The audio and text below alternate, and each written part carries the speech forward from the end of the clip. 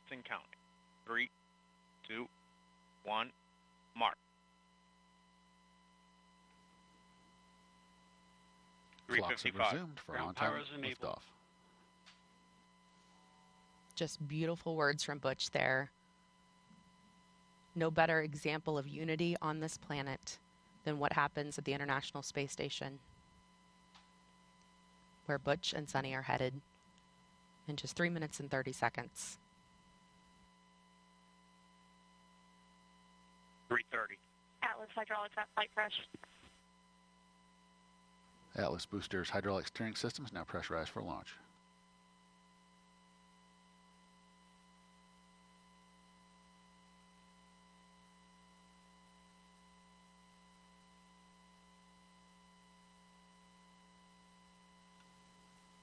Starliner's LAS prop valves are configured for launch, the propulsion valves that need to be open in the case of an abort from the pad. 3 minutes. Pressurizing Atlas tanks. Securing LO2 topping. 250. FTS internal.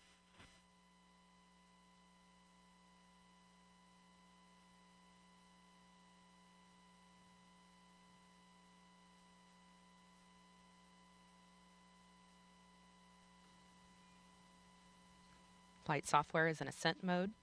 It is now set for the uphill climb.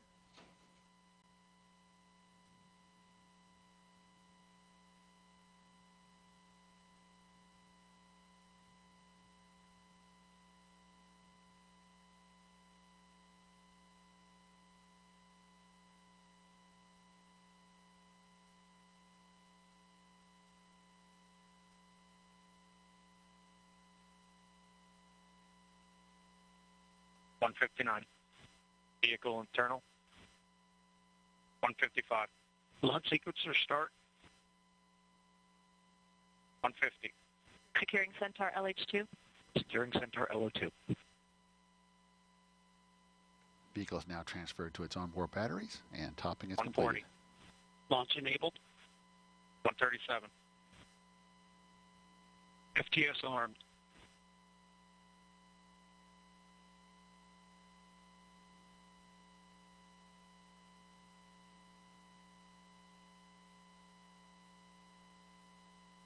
120. OCU's armed. SCS count started. EDS ascent. Starliner, last arm to auto. Last arm auto. Roger. That call meaning if the emergency detection system on Atlas detects something. Rock report range status. Range green. 54. POP started. It will trigger the launch abort system on Starliner and fire automatically. If that happened, the spacecraft would push itself away from the rocket a mile up and a mile out. Atlas at flight press.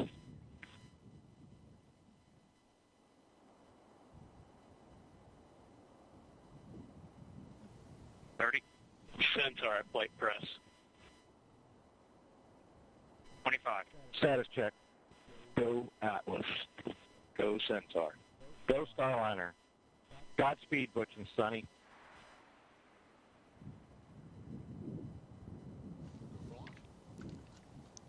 Ten, 9, 8, 7, 6, 5, 4, 3, 2, 1.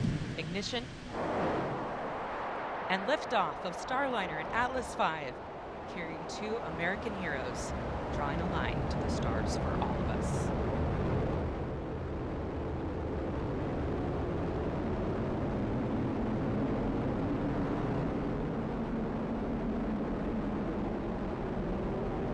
Commander Butch Wilmore, they're calling down to Mission Control here in Houston that the spacecraft has begun rolling into the right attitude for its ascent, and the Guidance, Navigation, and Control Officer here in the room seeing good data on that.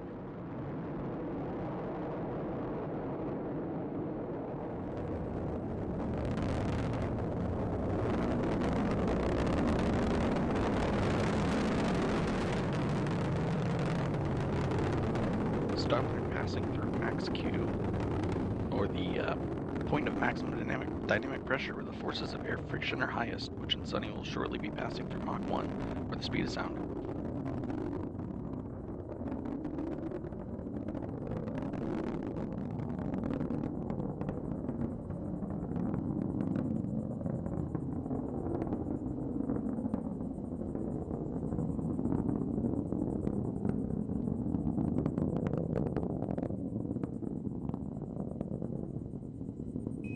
Got a good throttle up. Starliner and Atlas. Looking good with speeds and attitude increasing as expected. Coming up in less than 20 seconds, the solid rocket boosters will run out of fuel and burn out.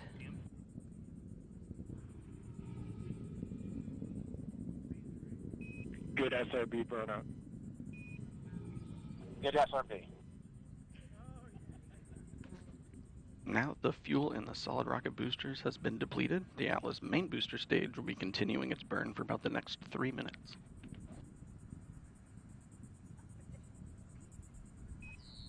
Good handle. Good handle. That call, good handle, from Capcom Joshua Kutrick, indicating that the crew now has the ability to initiate an abort manually if needed. All looking good so far. Now 2 minutes into Starliner's flight and coming up on the solid rocket booster jettison at the 2 minute and 40-second mark.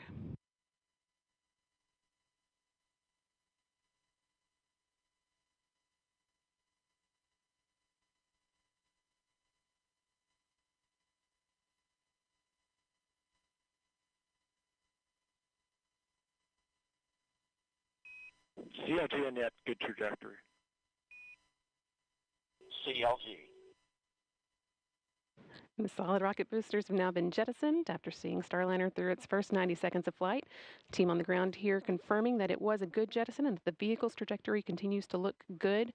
Now 3 minutes into today's flight.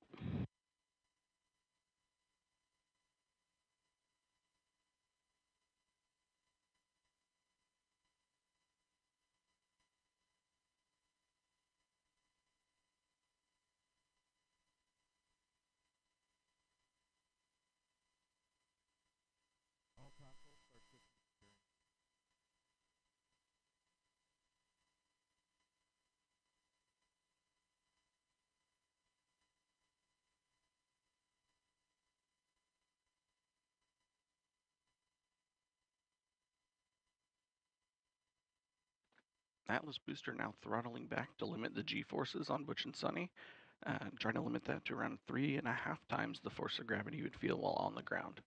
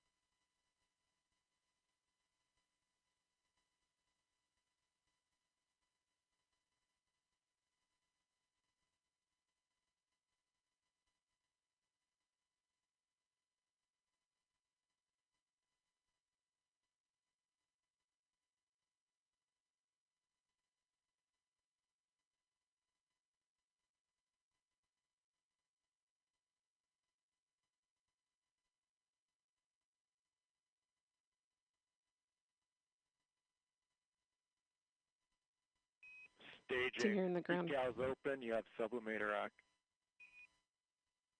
Decal sub-act. Decal. Great Atlas. Team on the ground reporting that they saw the ascent cover on top of Starliner that's been protecting the spacecraft's docking system through its climb into orbit. They saw that jettison as planned. Staging was good. You have good control. And now the second stage's 2 Centaur engines have ignited to continue pushing Starliner into space, fueled by liquid hydrogen and liquid oxygen. The next milestone that we'll be watching for is the aeroskirt jettison.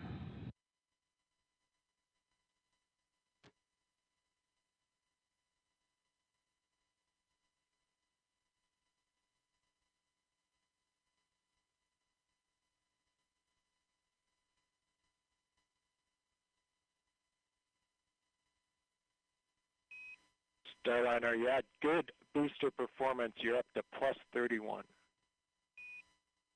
Plus 31.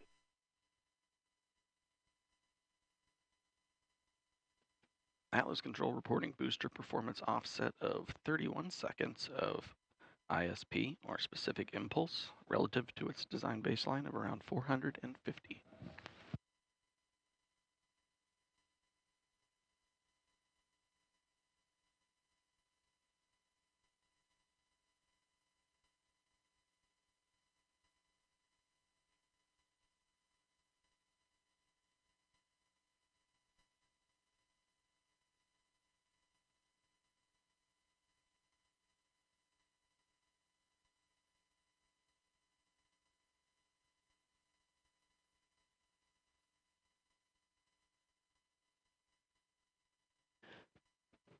All continuing to perform well, almost 7 minutes into today's flight.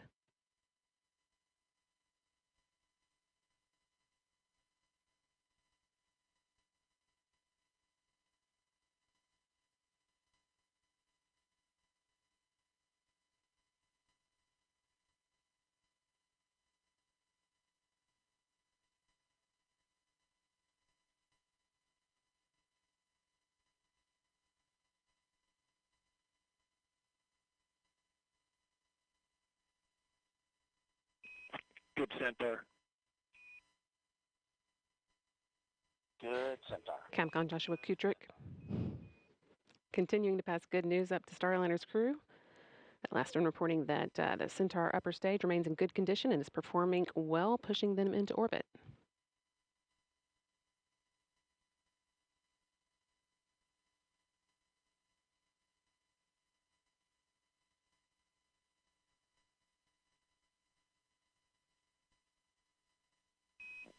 St. John's open. St. John's. Starliner is now entering its first guided abort range, where Starliner would direct itself towards a specific location in the event of abort. In this case, just off the coast of St. John's, the capital of the Canadian province of Newfoundland Labrador.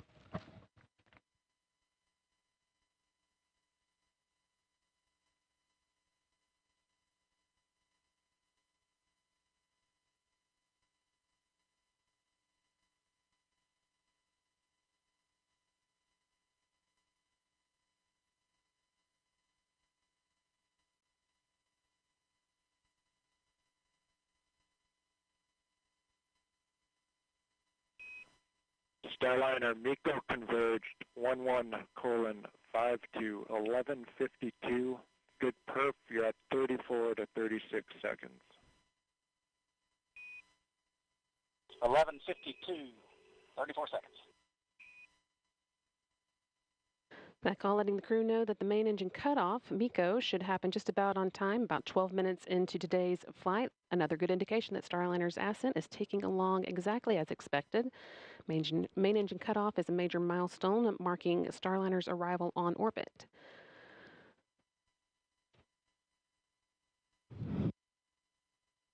Still got about 2.5 minutes until we get to that.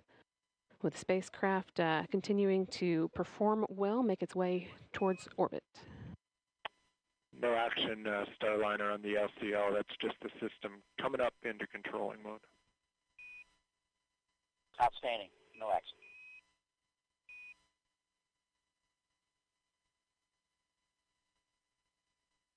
Once the main engine is cut off, the next step will be the launch vehicle separation. That's set to occur just short of 15 minutes after launch, when Starliner will separate from the rocket and fly free in space for the first time.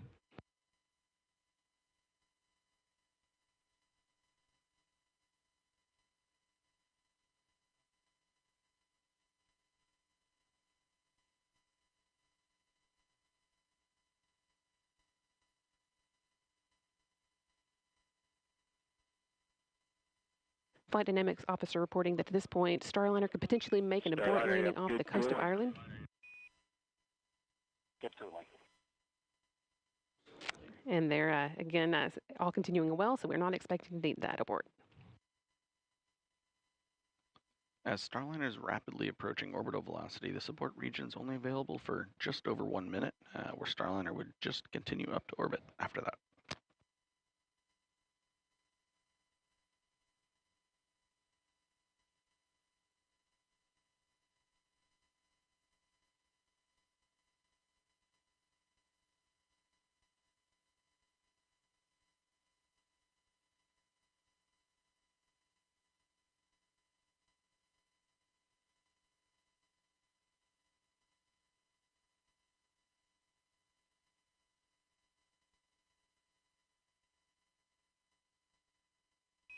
30 seconds to Miko. Just 30 seconds to go. Now until main engine cutoff, marking Starliner's arrival on orbit.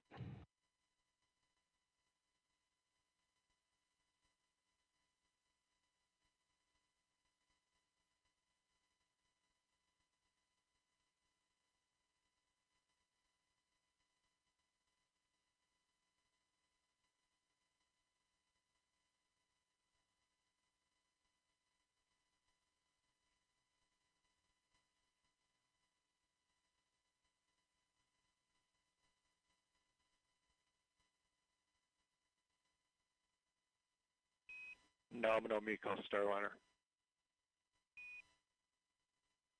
Nominal Miko. And with that nominal MECO call, that's main engine cutoff. We've got good energy, meaning a good velocity for continuing to orbit, and a good plane, meaning Starliner's trajectory is aligned with the International Space Station for rendezvous tomorrow. And with that, Butch Wilmore and Suni Williams return to orbit. Individually, they are both extremely experienced astronauts. 14:52, 14:52. 14:52. They're both very experienced astronauts with a combined total of 489 days in space between them. Starliner is also the third spacecraft that they've launched in. Both have traveled to the International Space Station via space shuttles and Soyuz and are now well on their way to repeating the journey via Starliner. It's also worth noting that Williams' role as pilot marks the first time that a woman has crewed a flight test of an orbital spacecraft. Just a few seconds ago, you heard Capcom Joshua Kuchert calling up to Butch and Suni. With the expected time, Starliner will separate from Centaur at about 14 minutes, 52 seconds into flight, just under 2 minutes from now, or 1 minute from now.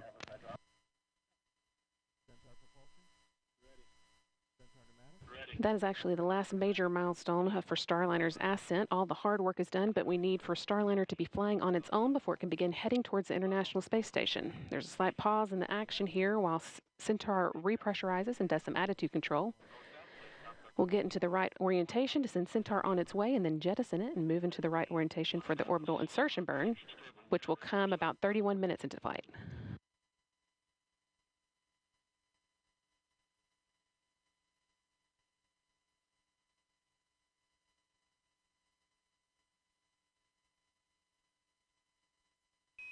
No action on the cabin temp Starliner. No action.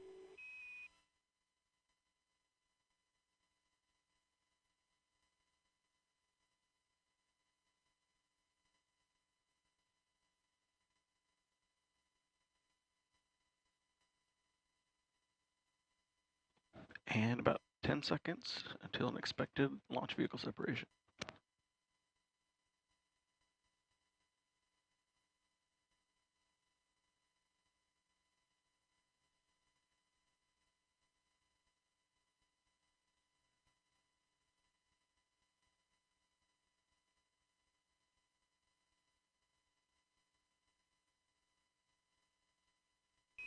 LV SEP confirmed. Good LV set.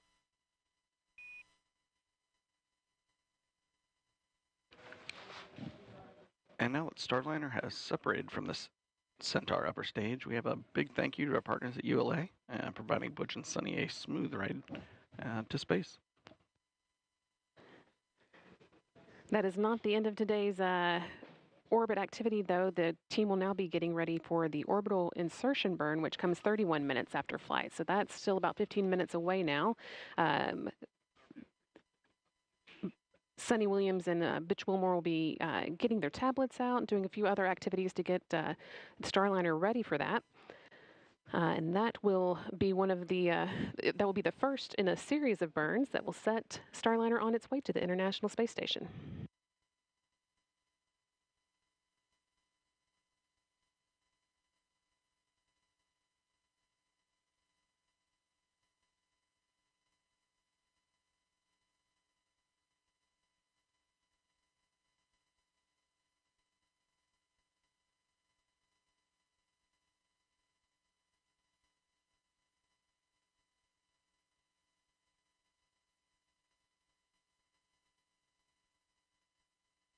Once again, Starliner with astronauts Butch Wilmore and Suni Williams on board launched from Florida, the Cape Canaveral Space Force Station, Launch Pad 41 at 9:52 a.m. Central, 10:52 a.m. Eastern today, and they have now made it into orbit. Your nominal TDRS show MDL is active. You have good targeting for OI. Good targeting.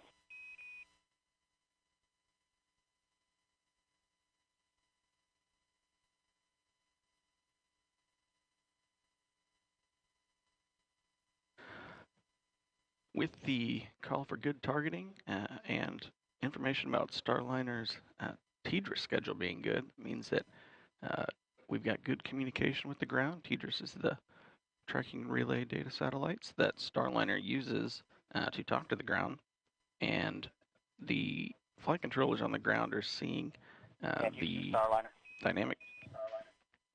Go ahead. Yeah, if you could relay a message to our brethren at ULA. We're all listening. Go ahead. Yeah, they've been a member of the family for a long time, but now it's official, and we want to welcome them to human spaceflight. We all copy all and really appreciate the words.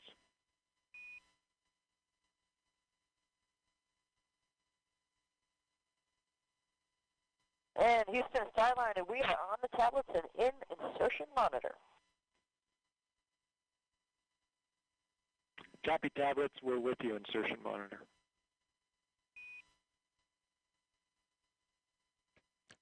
So the crew have their tablets out, so no longer using the paper procedures now that the vehicle has stopped moving so quickly.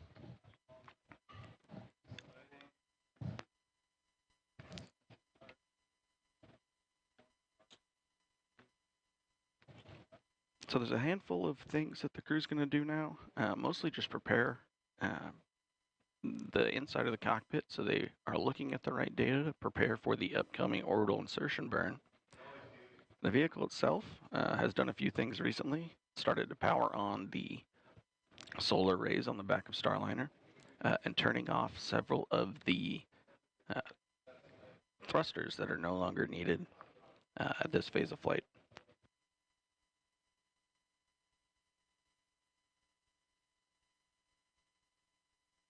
Upcoming in about 4 minutes, Starliner is going to start to orient itself in the direction it needs to do the orbital insertion burn. And the crew inside the vehicle will be turning the wireless access point on and allow them to stream some of the data from the spacecraft onto their procedure tablets.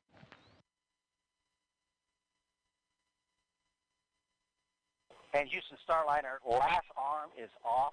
Backup control switches, enable 1 on, enable 2 off.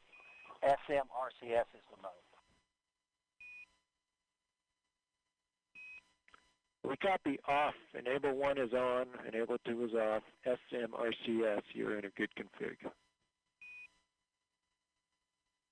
Good config.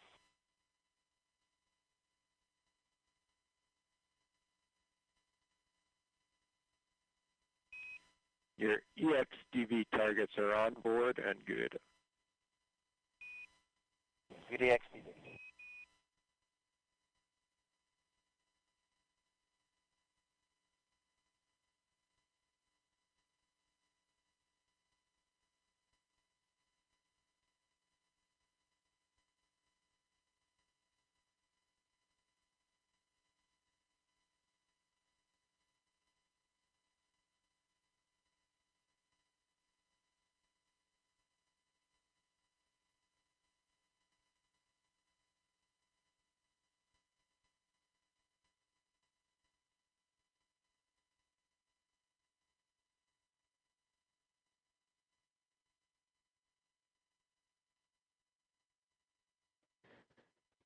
Things will be pretty quiet as Starliner gets into position for the orbital insertion burn. That's still about 10 minutes away.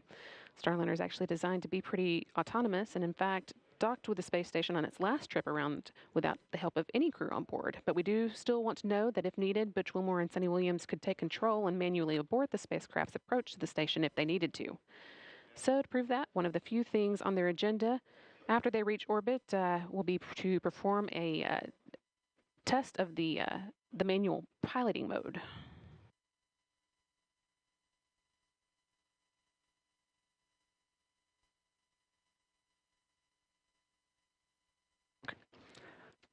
This test will involve first pointing Starliner's nose towards the Earth so that its communication antenna on the back of the service module is pointed at the satellites, the teeter satellites that allow it to communicate with the team on the ground.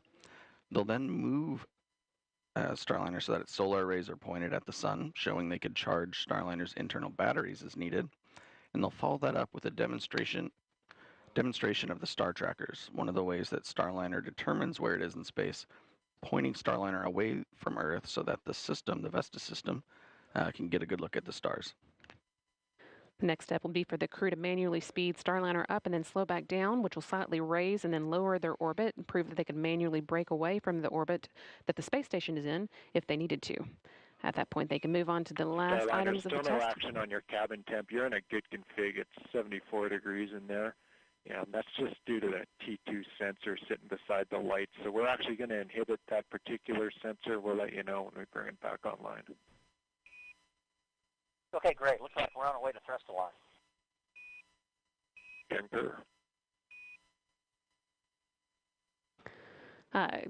Josh Kutrick calling up that the crew can ignore some alarms they're seeing on the temperatures inside Starliner. That's just a result of one of the sensors being next to a light that's causing it to show higher than it actually is. But it sounds like the crew are pretty comfortable and are getting into place for that orbital insertion.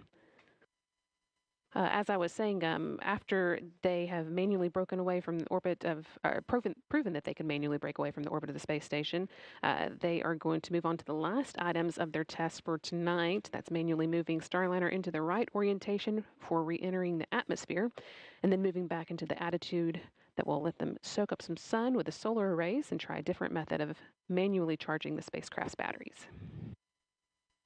But again, once that all has to wait until after the orbital insertion burn. This is, again, the first of several burns that will put Starliner on its way to the International Space Station. We've still got about 6.5 minutes until we fire up the engines for that burn.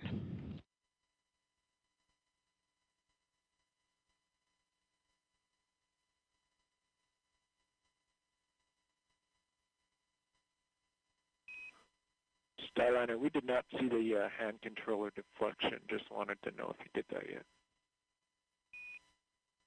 No, we'll get it now. All good.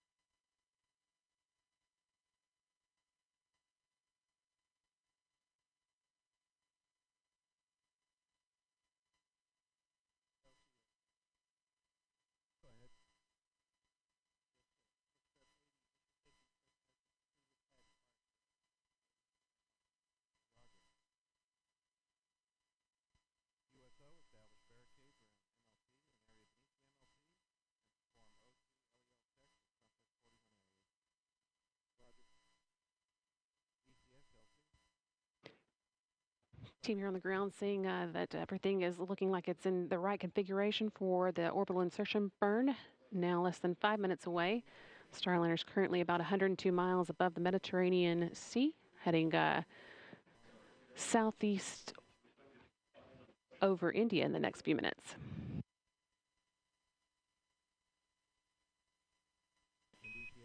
Starliner, good config for the OI burn. Good config for OI. And good config from the OI burn. Crew and ground controllers noting that Starliner is pointed in the direction it needs to for the OI burn.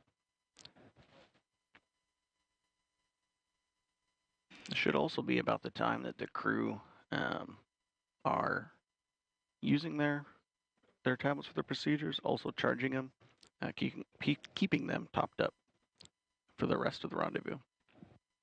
We unfortunately won't have a view of Williams and Wilmore as they work through this procedure. Although we had a view of them from inside the cabin on the ground, Starliner isn't able to send that view to us again until it gets to the International Space Station. So you'll be seeing this screen quite a bit as Starliner was getting into the right position for the burn. And actually just now you can see some of the engines firing that help it steer and move around in space. And you can also see what attitude it's in at any given time. Lots of good information on this screen. It is. A lot of this information actually directly mimics the views that the crew is seeing, especially the one in the upper left-hand panel. That is an exact copy of the display the crew is using for their attitude directional indicator. It also covers what mode their translational hand controller and the translational pointing is in. On the left side, on the right side, the pointing guidance, which tells the Starliner in automated mode which direction to point, or when in manual mode, which direction the crew needs to move the vehicle, like we're going to do in some of the manual piloting maneuvers. And following back up a little bit on the camera conversation, there is a planned upgrade of the Mustang system that we should see on our PCM-1 mission that will include live feeds from inside the cockpit. And the Mustang system is the cameras that we were seeing views from earlier. That's correct. There's a handful of cameras around the inside of Starliner. We often see the one from kind of beneath Butch and Suni. That's given one of the better views without being directly right in their face while they're inside the cockpit during pre-launch. But once they're in orbit, they've gotten out of their seats a little bit, and we should be able to see a little bit more around the cabin.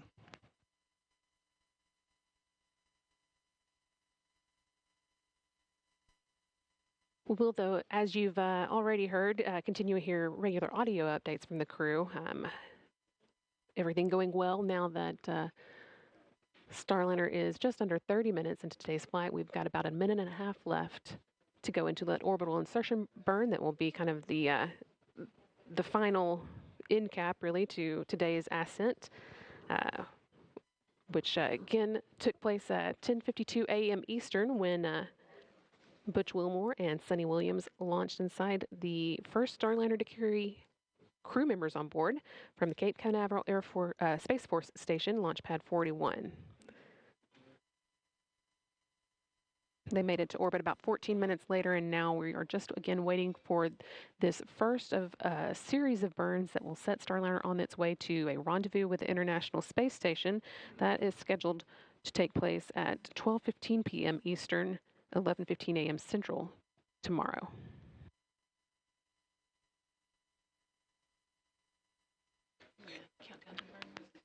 And we're coming up at about 40 seconds till the orbital insertion burn. This burn is going to take Starliner out of its slightly suborbital trajectory and push it up to an altitude that will allow us to catch up with ISS for a rendezvous later tomorrow.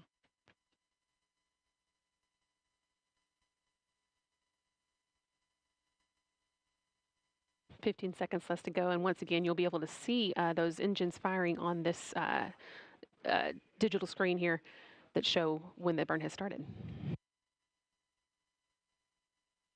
2 seconds.